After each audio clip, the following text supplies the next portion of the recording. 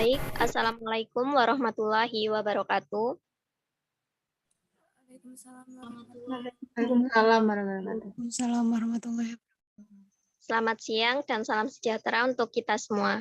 Terima kasih kepada Bapak Dr. Iwan Wijaksono, SPD MPD, selaku dosen pengampu mata kuliah profesi kependidikan, dan teman-teman semua yang telah hadir pada kegiatan belajar siang hari ini.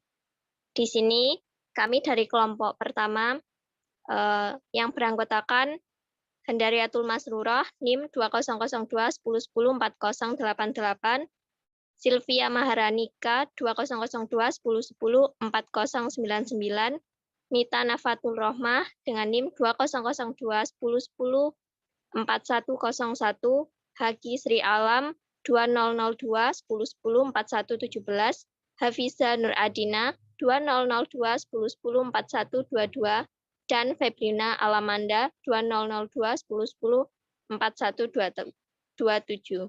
Di sini kami akan membawakan materi mengenai pengertian, kebijakan, peran, serta kedudukan profesi keguruan. Untuk materi pertama akan saya sampaikan mengenai pengertian profesi keguruan. Tentu profesi keguruan adalah dua hal yang sudah tidak asing dengan kehidupan kita sehari-hari. Menurut Kamus Besar Bahasa Indonesia, profesi adalah suatu pekerjaan yang berhubungan dengan bidang keahlian dan keterampilan tertentu. Sedangkan keguruan adalah sesuatu yang berhubungan dengan pengajaran, metode pendidikan, atau pendidikan. Secara etimologi, profesi berasal dari bahasa Latin professus atau bahasa Inggris profession, yang berarti kemampuan atau keahlian dalam pekerjaan. Profesi keguruan adalah jabatan, kedudukan, atau pekerjaan yang dilakukan seseorang untuk mengajar di lingkungan pendidikan yang membutuhkan keahlian atau kemampuan melalui pendidikan dan memenuhi persyaratan yang telah ditetapkan. Yang kedua yaitu tentang kebijakan profesi keguruan. Berdasarkan Undang-Undang Republik Indonesia Nomor 14 Tahun 2005 tentang guru dan dosen, pada pasal 1, guru adalah pendidikan profesional dengan tugas utama mendidik, mengajar, membimbing, mengarahkan, melatih, menilai serta mengevaluasi peserta didik pada pendidikan anak usia, pada jalur pendidikan formal, pendidikan dasar, dan pendidikan menengah. Menurut kebijakan, guru profesional memiliki panggilan jiwa yang idealisme, mampu meningkatkan mutu pendidikan, memiliki kualifikasi akademi, memiliki kompetensi sesuai tugasnya, tanggung jawab profesional, penghasilan sesuai prestasi, mampu mengembangkan keprofesiannya secara berkelanjutan, jaminan perlindungan hukum, dan memiliki organisasi profesi. Baik, terima kasih. Untuk materi selanjutnya akan disampaikan oleh pemateri kedua, yaitu Sylvie. Saya persilahkan. Saya ucapkan terima kasih kepada moderator. Selanjutnya yaitu ciri-ciri guru sebagai profesi. Ada 8 ciri-ciri.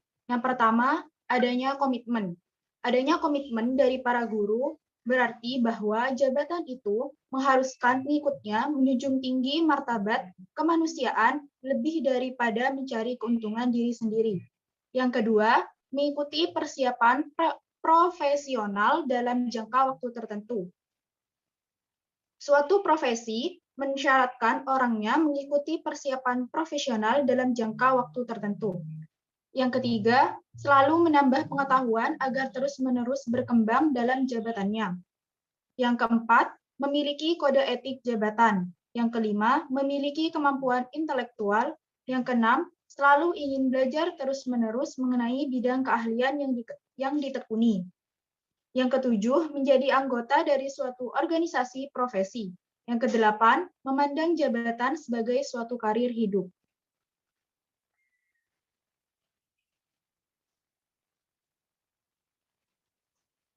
Melalui Undang-Undang Nomor 14 Tahun 2005, Pasal 7, mengamanatkan bahwa pemberdayaan profesi guru diselenggarakan melalui pengembangan diri yang dilakukan secara demokratis, berkeadilan, tidak diskriminatif, dan berkelanjutan dengan menjunjung tinggi hak asasi manusia, nilai keagamaan, nilai kultural, kemajemukan bangsa, dan kode etik profesi. Di samping itu, menurut pasal 20, dalam melaksanakan tugas keprofesionalan, guru berkewajiban meningkatkan dan mengembangkan kualifikasi akademik dan kompetensi secara berkelanjutan sejalan dengan perkembangan ilmu pengetahuan, teknologi, dan seni. Berdasarkan pendapat dari Abdul Majid, tahun 2011 mengungkapkan terdapat beberapa indikator pengembangan profesi guru, yaitu yang pertama, mengikuti informasi perkembangan iptek yang mendukung profesionalisme melalui berbagai kegiatan ilmiah. Yang kedua, mengembangkan berbagai model pembelajaran. Yang ketiga, menulis karya ilmiah. Yang keempat, membuat alat peraga atau media. Yang kelima, mengikuti pendidikan kualifikasi. Yang keenam, mengikuti pengembangan kurikulum. Untuk selanjutnya, saya serahkan kepada moderator. Baik, disampaikan terima kasih kepada pemateri kedua, yaitu Sylvia Maharani. Untuk materi selanjutnya akan disampaikan oleh pemateri ketiga, yaitu Mita Nafatul Rohmah. Saya persilahkan.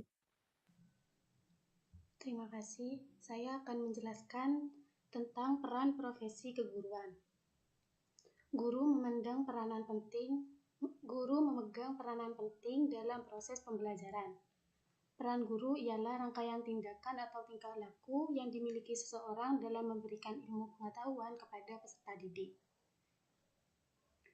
Guru merupakan faktor dominan yang penting dalam menciptakan suatu tujuan dan pembelajaran, dan suatu pembelajaran pendidikan. Guru harus memikirkan dengan serius dan membuat perencanaan secara seksama dan meningkatkan kesempatan belajar bagi siswanya dan memperbaiki kualitas pengajaran.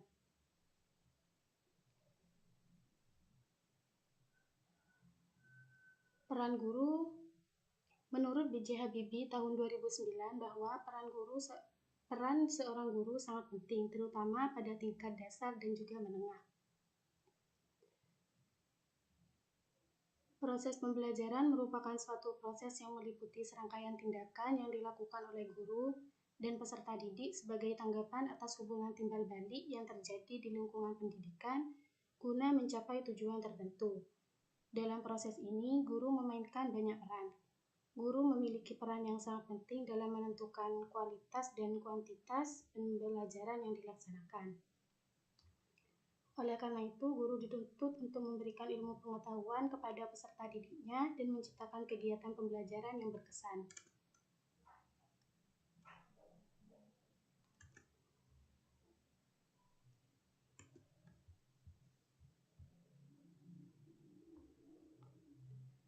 Guru bertugas dalam upaya mencerdaskan kehidupan bangsa dalam semua aspeknya, baik spiritual, emosional, fisikal, intelektual, dan maupun aspek lainnya.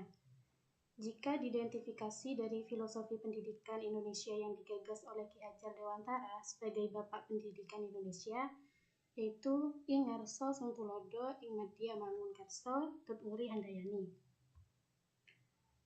Maka peran guru yaitu sebagai berikut. Yang pertama, Ing Ngarso Sungtulodo, yaitu sebagai role model, di mana guru memberikan teladan kepada siswanya karena tugas guru yaitu menjadi pemimpin siswa dalam kegiatan pembelajaran. Kemudian Ing Madya Mangunkerso, yaitu guru sebagai motor penggerak, di mana guru harus menjadi penggerak peradaban kepada siswanya dengan cara mengarahkan siswa untuk melakukan yang benar. Kemudian Tut Wuri Handayani, yaitu guru sebagai motivator, di mana guru harus mampu memberikan semangat kepada siswanya untuk menghadapi setiap masalah dan mempelajari nilai-nilai kehidupan. Tugas kemanusiaan adalah salah satu tanggung jawab guru. Dalam hal ini tidak bisa guru abaikan karena guru harus terlibat dengan kehidupan di masyarakat dengan interaksi sosial. Guru juga harus menanamkan nilai-nilai kemanusiaan kepada siswanya. Dalam bidang kemasyarakatan, tugas guru adalah mendidik dan mengajar masyarakat untuk menjadi warga negara Indonesia yang berpedomankan Pancasila. Oleh sebab itu, tanggung jawab guru tidak sebatas dinding sekolah, tetapi juga meliputi penghubung sekolah dan juga masyarakat. Saya kembalikan kepada moderator. Terima kasih. Baik, disampaikan terima kasih kepada pemateri ketiga, Saudari Mitan Nafatul. Untuk materi selanjutnya akan disampaikan oleh Saudara Haki Sri Alam. Saya persilahkan. Baik, saya akan mempresentasikan peranan yang harus dijalankan guru sebagai pendidik. Yang pertama, konektor. Seorang guru harus dapat membedakan nilai yang baik dan yang buruk. Kemampuan untuk mengambil keputusan yang tepat terhadap siswa dibutuhkan dalam hal ini. Semua nilai yang baik harus dipertahankan, kalau bisa dikembangkan, dan semua nilai yang buruk harus disingkirkan dari peserta didik. Yang kedua, inspirator. Guru dapat memberikan arahan yang baik untuk memberikan pembelajaran peserta didik dan dapat memberikan petunjuk bagaimana belajar yang baik. Yang ketiga yaitu informan. Guru memberikan informasi mengenai perkembangan iptek yang tepat dan menjadikan informan yang baik dengan menguasai bahasa, juga bahan yang akan diberikan kepada peserta didik. Yang keempat yaitu organisator. Mengelola proses pembelajaran seperti menyusun tata tertib sekolah, menyusun kegiatan akademik, menyusun rencana pembelajaran, dan sebagainya. Yang terorganisir sehingga mencapai tujuan pembelajaran. Yang kelima, memberikan yaitu menjadi motivator. Memberikan motivasi yang mampu mendorong peserta didik agar aktif dalam kegiatan belajar dengan memperhatikan kebutuhan peserta didik.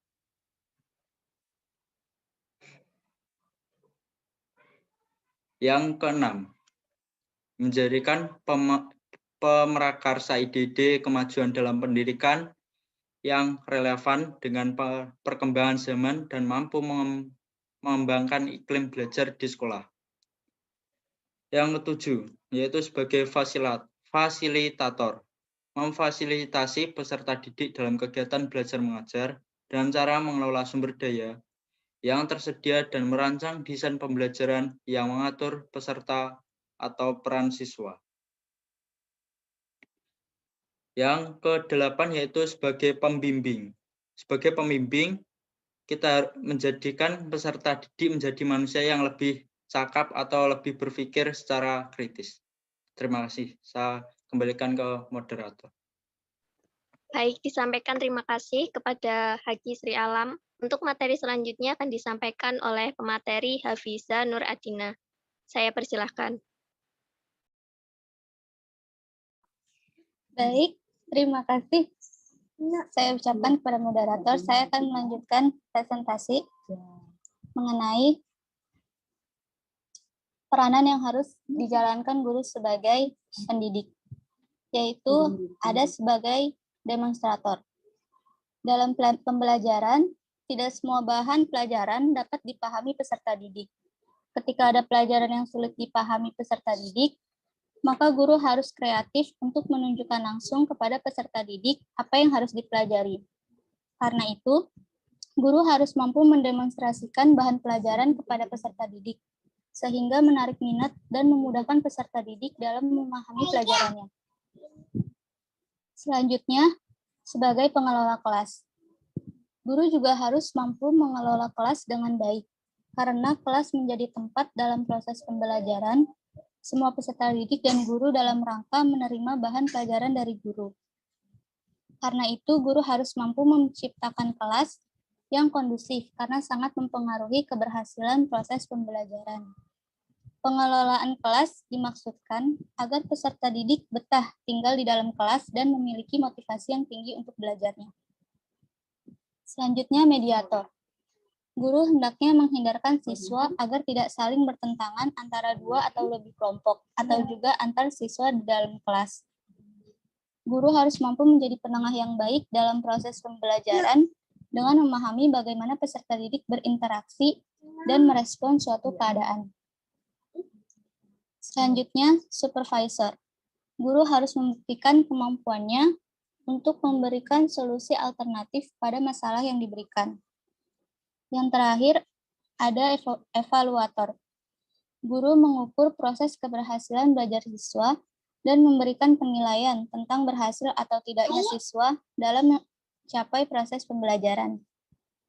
Penilaian yang dilakukan mencakup aspek kognitif, afektif, dan psikomotorik. Selanjutnya, peran guru juga dijelaskan dalam Undang-Undang Nomor 14 Tahun 2005 Bab 1 Pasal 1. Yang pertama ialah guru sebagai pendidik.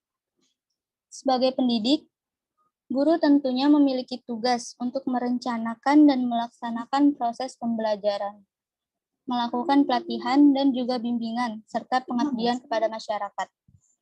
Adapun pengertian mendidik, yaitu kegiatan untuk mengembangkan pandangan, sikap, serta keterampilan hidup pada diri seseorang. Yang kedua, guru sebagai pembimbing. Sebisa mungkin guru membimbing peserta didik untuk menemukan potensi yang dimiliki agar tumbuh dan berkembang menjadi individu yang lebih baik ke depannya. Guru juga dituntut untuk mampu mengidentifikasi peserta didik yang mengalami kesulitan dalam pembelajaran, melakukan diagnosa, serta membantu memecahkan masalahnya. Yang ketiga, guru sebagai pelatih. Pendidikan dan pembelajaran memerlukan bantuan keterampilan baik intelektual, sikap, ataupun motorik. Supaya peserta didik memiliki pola pikir kritis, maka harus mengalami banyak latihan yang konsisten. Pelatihan juga dibutuhkan dalam membimbing untuk memperdalam pemahaman dan teori yang telah disampaikan. Terima kasih, saya kembalikan kepada moderator. Terima kasih kepada pemateri Hafiza Nur Adina. Untuk materi selanjutnya akan disampaikan oleh pemateri Febrina Alamanda. Saya persilahkan. Baik, saya akan melanjutkan materi keempat, yaitu kedudukan profesi keguruan. Kedudukan seorang guru di Indonesia, yaitu sebagai tenaga profesional pada jenjang pendidikan dasar, pendidikan menengah, dan pendidikan anak usia dini pada jalur pendidikan formal. Kedudukan guru sebagai tenaga profesional adalah menjalankan sistem pendidikan nasional dan mencapai tujuan pendidikan nasional, yaitu pengembangan potensi peserta didik menjadi manusia yang beriman dan bertakwa kepada Tuhan Yang Maha Esa, berakhlak mulia, sehat, berilmu, cakap, kreatif, mandiri, dan menjadi warga negara.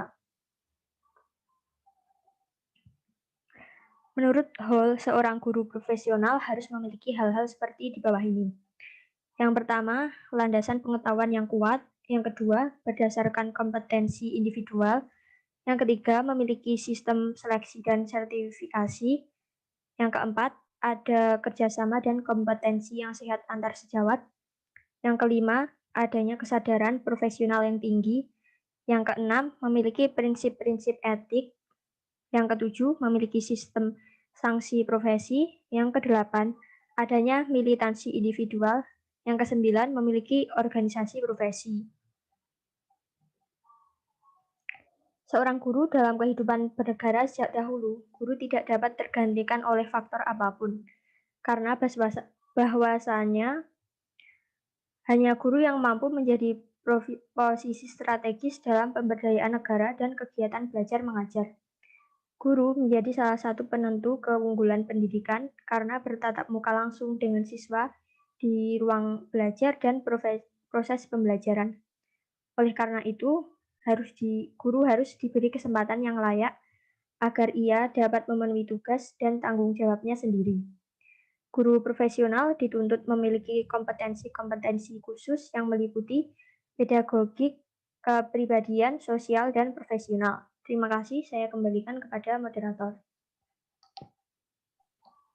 Baik, terima kasih kepada para pemateri. Untuk sesi selanjutnya yaitu sesi tanya-jawab.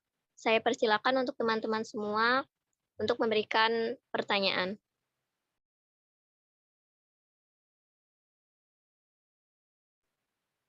Baik, terima kasih atas pertanyaannya dari Fadiatul Bariroh.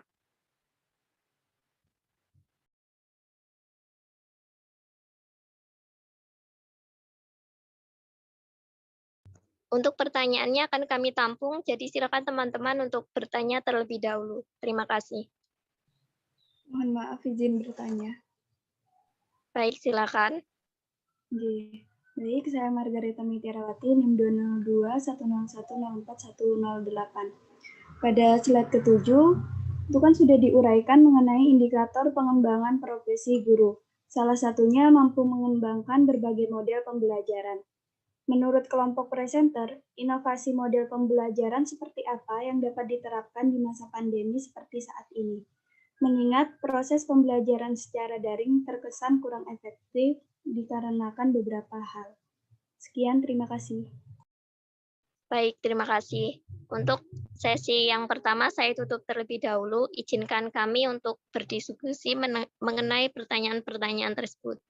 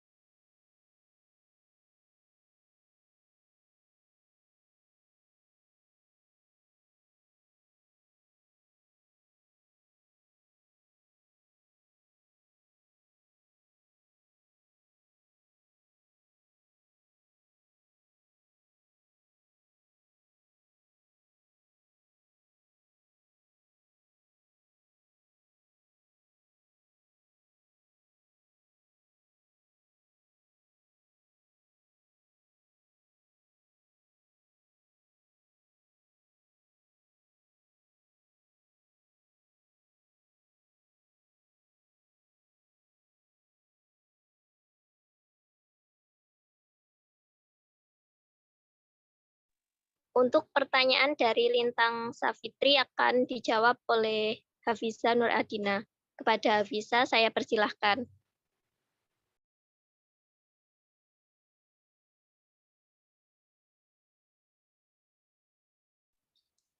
Baik, terima kasih.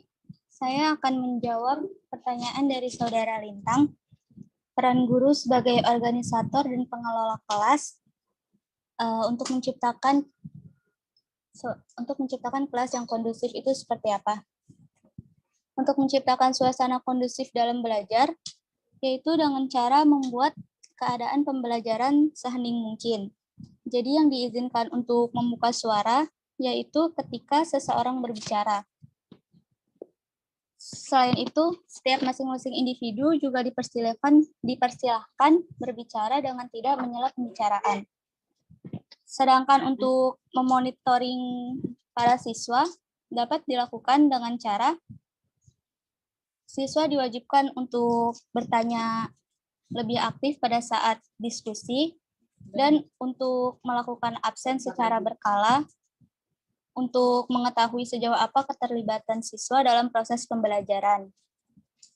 Selain itu juga dengan cara membuat model pembelajaran yang memungkinkan seperti dilakukan saat ini, seperti presentasi, jadi bisa dilakukan dari jarak jauh dimanapun dan kapanpun.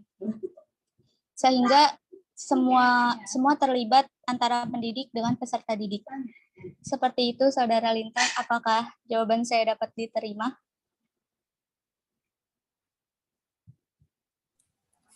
Baik, terima kasih Saudara Fiza.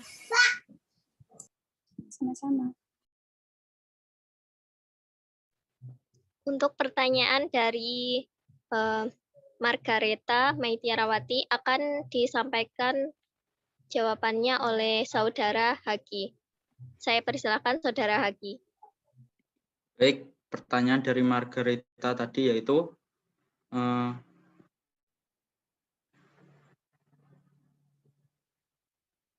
bagaimana model pembelajaran inovasi yang dapat diterapkan di masa pandemi seperti ini. Menurut saya pembelajaran yang inovatif ialah penggabungan pembelajaran dengan sebuah aplikasi menggunakan teknologi atau menggunakan game-game ringan yang masih menyangkut materi pembelajaran. Seperti pembelajaran menggunakan simulasi PET atau lebih gampangnya melakukan percobaan yang menyenangkan, seperti mengkombinasi materi matematika dengan menggunakan aplikasi digital, menggunakan YouTube sebagai metode pembelajaran, seperti untuk praktikum yaitu seperti pembuktian asam basa bahwa balon dapat berkembang melalui percobaan tersebut.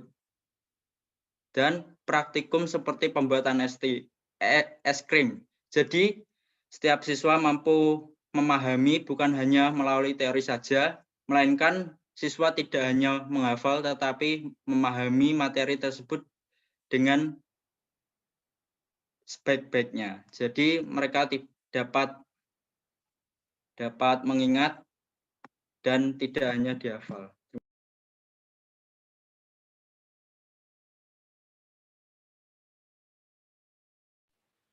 Bagaimana Saudara Margareta, apakah ada sanggahan? Oke, sudah cukup untuk jawabannya. Terima kasih.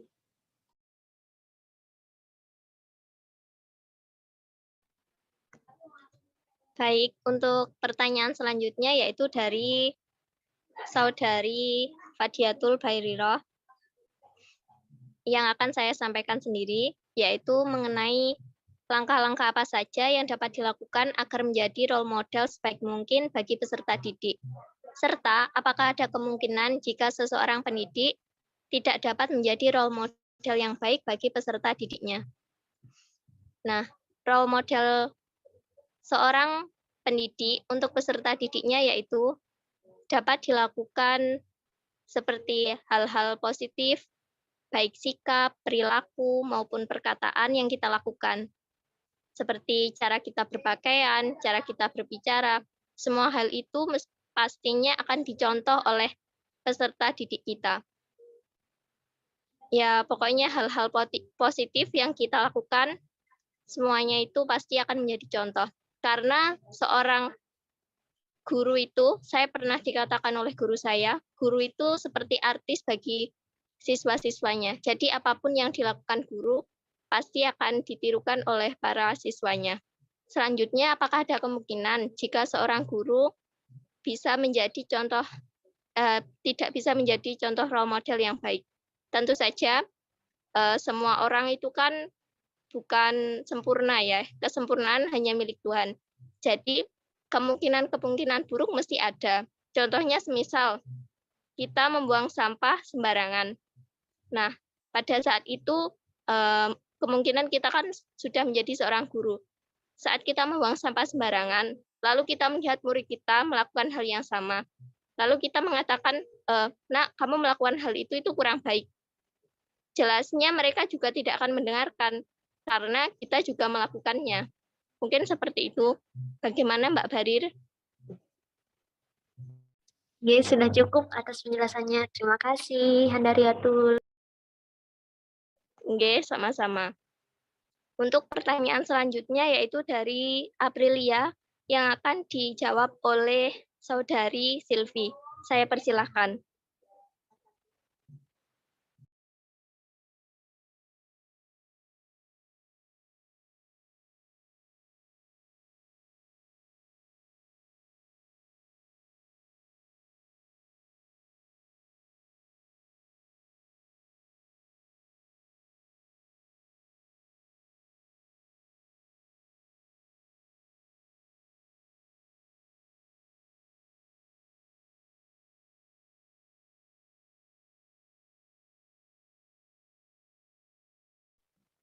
Baik, di sini saya akan menjawab pertanyaan Nadia. Dalam teori Abdul Majid tentang pengembangan profesi guru tertera mengikuti pendidikan kualifikasi.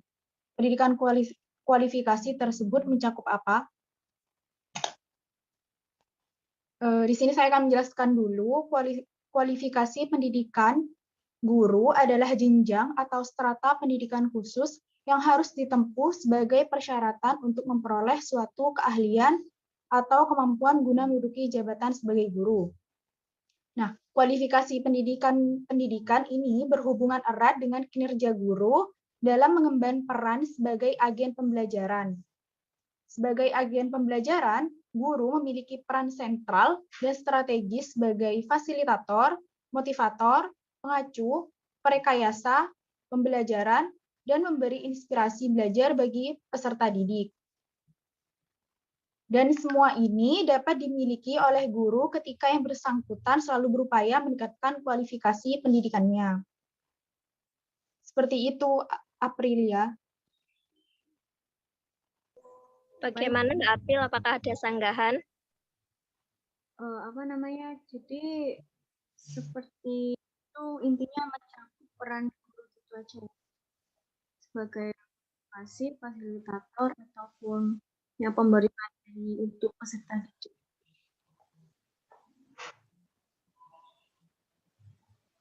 Bisa diulangi, April? Suaranya terputus-putus. Jadi pendidikan kualifikasi itu kita jadi seorang guru yang sebagai motivasi seorang peserta didik dan pemberi materi kepada peserta didik. Itu hanya peran kita kan ya? Iya, benar. Tapi nanti gini, setiap jenjang pendidikan itu punya kualifikasi pendidikan yang berbeda-beda. Saya kasih contoh satu ya, kayak guru SMA gitu. Itu harus memiliki kualifikasi akademik pendidikan minimal diploma 4 atau sarjana S1. Jadi setiap jenjang pendidikan tuh beda-beda kualifikasi pendidikannya. Apakah cukup jelas? Baik, terima kasih atas jawabannya dan kelompok. Nah, sama-sama Nadia.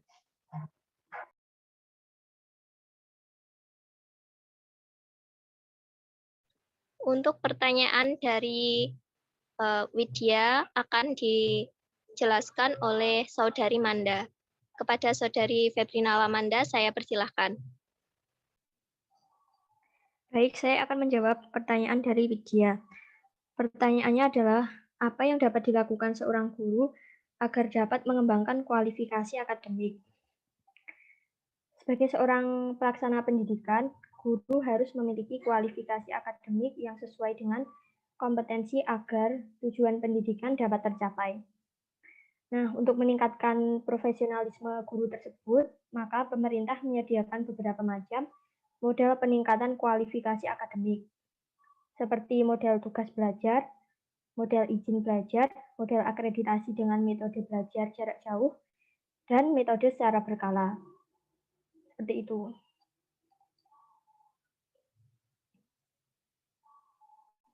Bagaimana Widya, apakah cukup jelas? Sudah jelas, terima kasih.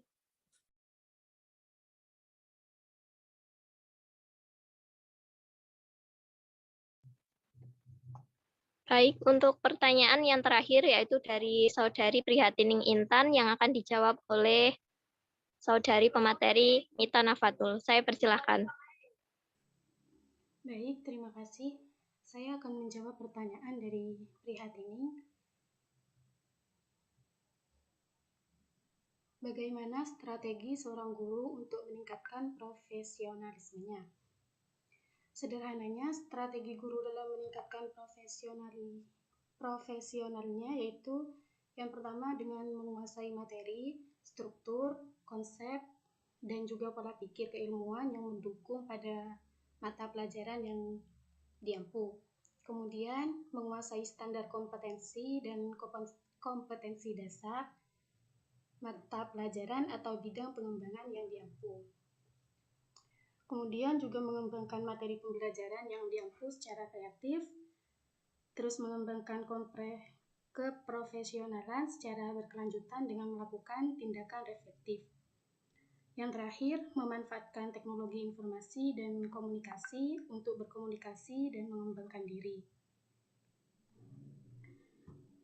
Dan apakah guru dalam mengajar harus mempertimbangkan standar isi?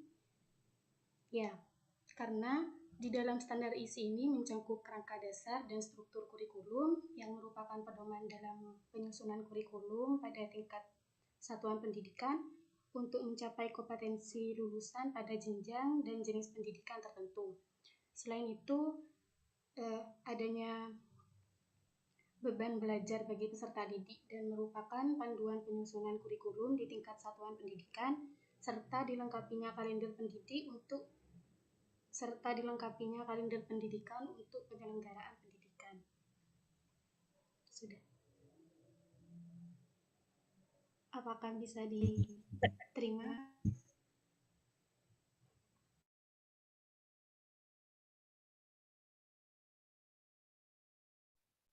Baik, sudah bisa diterima.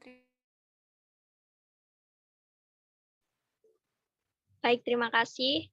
Mungkin dari kelompok ini sesi tanya jawab juga sudah selesai. Dari kelompok kami yang dapat kami presentasikan dan kami sampaikan dari sesi diskusi tanya jawab. Terima kasih kepada teman-teman semua. Kurang lebihnya kami mohon maaf apabila ada salah kata maupun perbuatan. Wabil taufik wal hidayah. Wassalamualaikum warahmatullahi wabarakatuh.